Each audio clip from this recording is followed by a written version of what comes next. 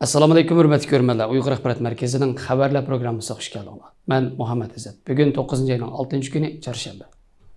Tövəndə diqqətinizə xəbərlərimizdən təfsilatı olsun.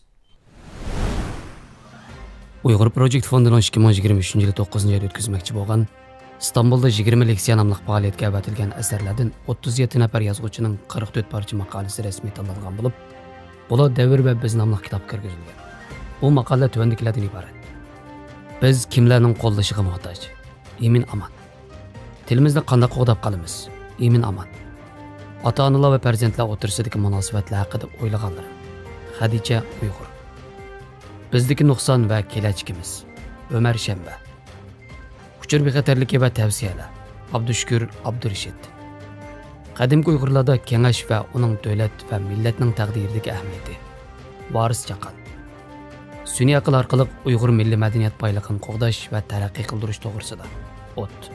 1990 va 2020 yillar mazgilida Sharq Turkistondagi 3 asosliq etnik guruh aholisi nufusining hozirgi ahvoli va o'zgarish alohidaligi. Dilshod Barishchi. Uyg'urlar tarixida yuz bergan 2 qatimliq cho'ng nufus qirg'inchiligi. Samat Abla. Uyg'ur tilidagi ba'zi so'zlarning ijtimoiy tilshunoslik nuqtasidan tahlili.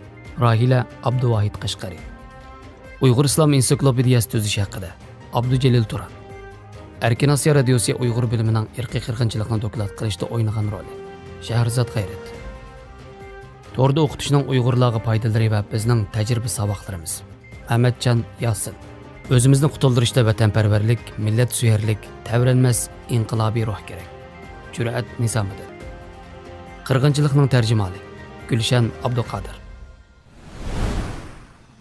Xitoy Xinhua agentlik to'rining 9-oyning 6-kunidagi xabarda bildirilishicha, 9-oyning 5-kuni tunji qatimliq Qashqar Shinjin yangi yemaklikni sovuq saqlab to'shiydigan zanjirsimon poyezi Qashqar bekatidan Shinjinga qarab yo'lga chiqqan. 9-oyning 5-kuni 32 vagonliq sovuq saqlaydigan zanjirsimon poyez 640 tonna qora o'rik mahsulotini olib Qashqar vokzalidan Shinjindagi Pinxo vokzaliga qarab yo'lga chiqqan. Bu meva Xitoyning ichki o'lkalarida sotilgan. Bu alohida poyez yo'lga chiqishdan bir kun burun Qashqar shahrida yangi yemakliklarni sovuq saqlash iskilatining ichilish murosimi o'tkazilgan. Bu turga selingan umumiy mablag' 130 million yuan bo'lib, sovuq saqlash sig'imi 30 ming tonna ekan.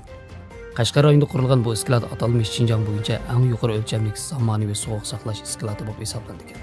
Bu turning ishga kirishtirilishiga ergishib, Qashqar shahrining yangi yemakliklarni sovuq saqlash miqdori ilgirkidan 40% oshgan. Xitoy Markaz xabarlar to'rining 9-oyning 4-kunidagi xabarda deyilishicha, o'tgan 2 kunda atalmish Xinjiang harbiy rayonining ma'lum bir qismi atirdi. Tangriteg'ining ichkari qismlarida kech-kunduz xilma-xil o'q-dori va tanklar bilan manevr qilgan. Bu manevr orqali Xitoy hukumatı atalmish Xinjiangdagi harbiylarning saviyasini texnik o'stirib, jangga har zaman tayyor turish iqtidorini oshirmoqchi ekanligini bildirgan. Atalmish Xinjiang harbiy rayonining ma'lum qismining Zambirak atirti qo'mondoni Liu Fayun biz yana ko'p mahoratlik va atrofliq bo'lgan o'zimizning mahorat afzalligimizni yetildirishga ahamiyat berishimiz kerak deganlarni bildirgan. Yana bir harbiy rayon ma'lum bir batalyonning Bangtuan komandori Dudaching biz amaliy jang arq ko'rinishini butkul manevrga birlashtirdik. Nishonni razvedka qilish va dushmanni tasbit qilish iqtidorimizni yuqori ko'tardik. Biz har vaqt dushmanga qarshi turish uchun butun kuchimiz bilan jang qilishga tayyormiz deb bildirgan. Xabarlarimizni ko'rganlarga rahmat. Ko'rishguncha omon bo'linglar. Xayr xo'sh. Allohga emanet.